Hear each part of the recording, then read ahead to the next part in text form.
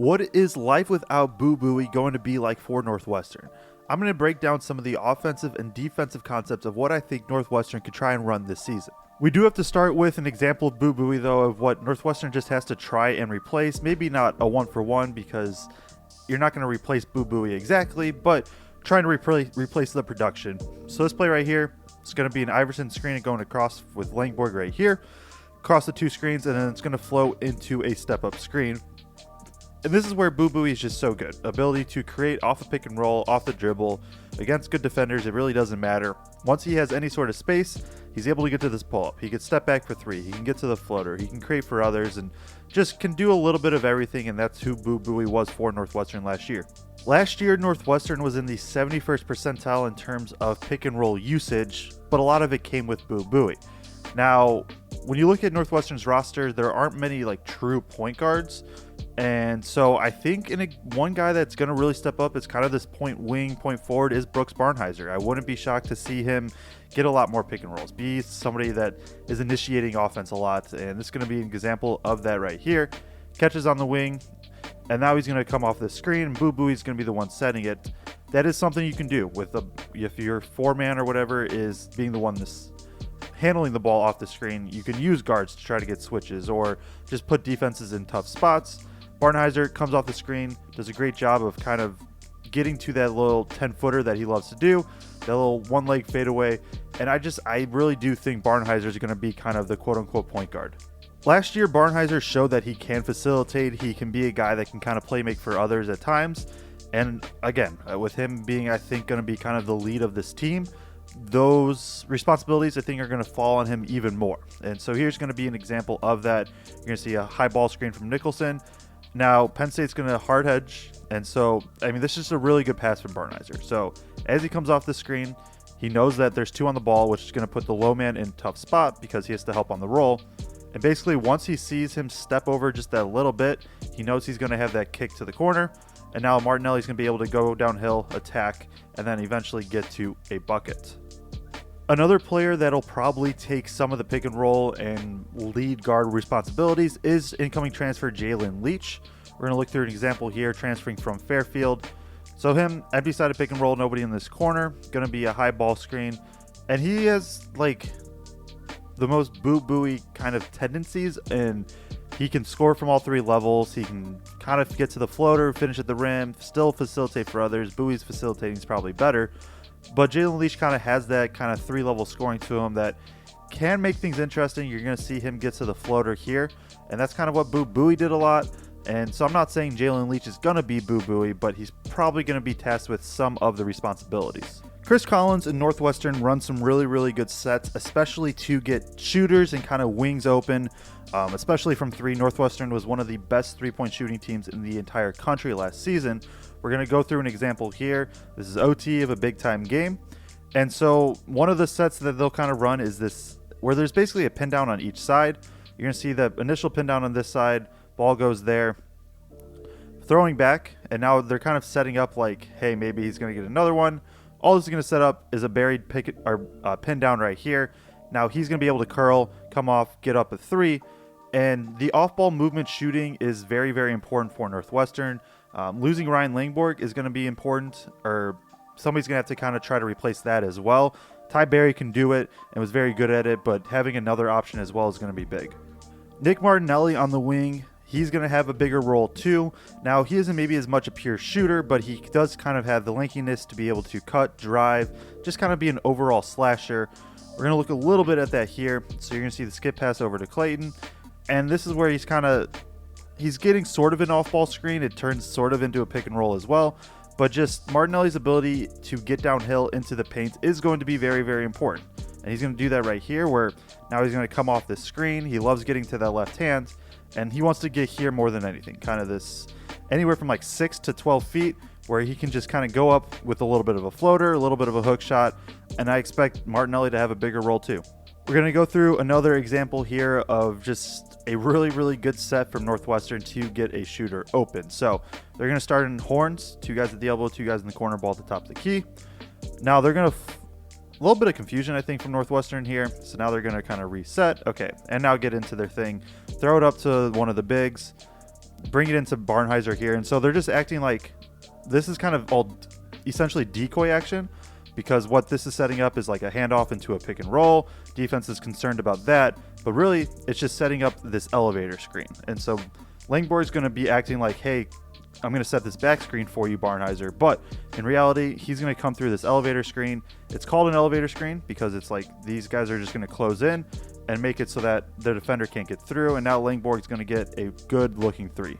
I think incoming freshman KJ Wyndham's going to make a big impact on this team, probably off the bench, but still, I think he's going to have a much larger role than what his ranking would indicate.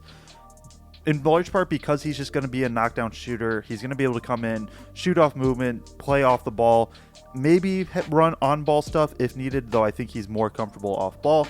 This is going to be an example. This is going to be him right here in high school. And so just kind of, even if this isn't necessarily like a pin down or anything like that, just the ability to be able to catch on the move and still get up a good shot.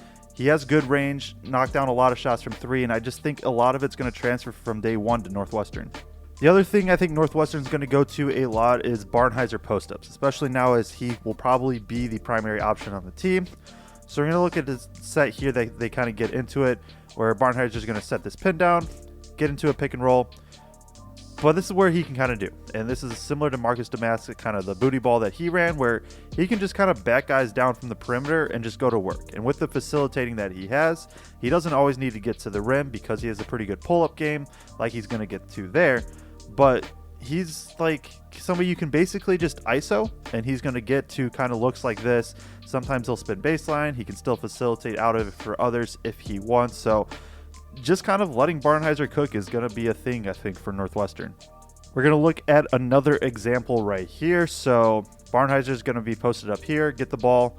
He has a little smaller guy in him, so there's going to be defense kind of pre-rotated. But Barnhizer knows this, and so now as he's kind of just surveying, you're going to see he knows that he has kind of two guys, essentially a double team if it's not like fully committed yet. And so now he's just kind of looking to see what there is. And once he can get this big to kind of commit, he knows that this guard is out of position. That's where he's just going to fire a pass to the weak side corner, allow his guys to get a good look in Western. Moving to the defensive side of the ball, we're going to be looking at what Northwestern does, and what they try to do is really just force teams out to the perimeter. They want to take away the interior a lot. They allow a lot of threes, but that's by design. And one thing they're going to do against pick and roll pretty consistently, Nicholson is sometimes different and he'll be a drop, but they'll either switch 1 through 4, which they do a lot, and then the 5 will be in this high hedge. And so they'll put 2 on the ball. They just want to force this ball handler back and not allow anything on the interior. And you're going to notice now on the roll, okay, there's somebody taking the roller right here. And so now weak side, it's a 2-on-1 with Martinelli, and they just have to rotate from there. Now as Barry's going to come out, that's probably not quite what they wanted, but it still works because there are other guys reacting. Now Buouie's going to be able to get in the passing lanes, and that's part of what the hedge is supposed to do, is force these tougher passes so that way their guys can rotate and then get steals like that. Another example here of the hedge from Northwestern. So you're going to see ball screen is going to happen up top.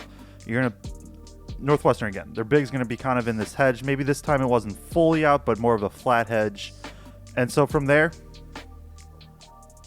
what they're trying to do, Northwestern, and I'm going to rewind a bit and we'll go through it live a bit more. See that initial screen, the hedge coming back. Purdue does a good job of rescreening to try to take their big out. Is the defense is always going to be rotated. And so Buouie here is going to be helping on this roll with Edey. You're going to see the big try to get back. I mean, basically all 5 defenders are within like the paint extended this way. And so what they're willing to live with are these kickouts because they just trust that they're going to be able to rotate out and contest. That's a fairly good contest here. Landstone's still able to knock it down, but that's what Northwestern wants to do, is just keep the ball out on the perimeter. So as I mentioned earlier, Northwestern allows a lot of three-point attempts. They were number 342 in defensive three-point attempt rate. By design, like I said, they want to keep things on the perimeter and just provide as much help as possible. So here, ball gets swung, pick and roll. They're getting through, but they're going to reverse this, and you're going to see, okay, Barnhizer gets through, but look where all this help is already. You see Langborg, who's covering this guy. He's underneath the basket. Clayton, who's covering this guy. He's in the middle of the paint. Buouie, he's on this side. I mean, basically all 5 defenders are either on the midline or on the strong side of the court. Okay, so now they're going to keep things moving. double or post comes, they're rotating for the double. And so they're just, like I said, all 5 guys on the strong side of the court. These kickouts are going to be what they pretty much just live with, and whether they go in or not, Northwestern's going to that's what they're going to give up. Another thing that's pretty much a staple for Northwestern's defense is their ability to double the post. They're going to double pretty much every single post up that there is. So we're going to look at an example here. It's going to get to Wahab down in the post. Now, it isn't always an immediate double, but there's going to be a presence there that a double is going to be coming. Barnhizer there, I mean, he's going to be stunting down. And now even here, now he's going to full on double. Now, there's 2 ways that Northwestern doubles. Sometimes they'll do from the strong side, especially if the big is pushed out, where it's just whoever's closest right here is going to dig down. The other thing that they'll do is, imagine Barnhizer's up here staying on his guy, is once the big that's dribbling the ball gets kind of down here, this low man will also come over, help baseline and double team that way, and then the defense just has to rotate out. And so it'd be like Buouie has 2, Martinelli stays here, Barnhizer sticks here. That's another way that they kind of will double the post as well. The other common theme, and I think it's really, really fun to watch for Northwestern's defense, is their off-ball switching. Now, this lineup specifically is Barnhizer like at the 5, so it is more of a switch-heavy lineup in general, but even when Barnhizer's at the 4 and they have a traditional center, they will switch 1 through 4, pretty much everything off ball. And so we're going to go through it right here. So ball's going to be brought up. You're going to see this back cut. So this back cut right here, that's an immediate switch. And so now what this is doing is it's just wanting to keep the ball in front, keep it out on the perimeter, and Langborg's in position. Ball screen, switch. Okay, so we're doing that again. You're going to see right here some off-ball movement on the weak side.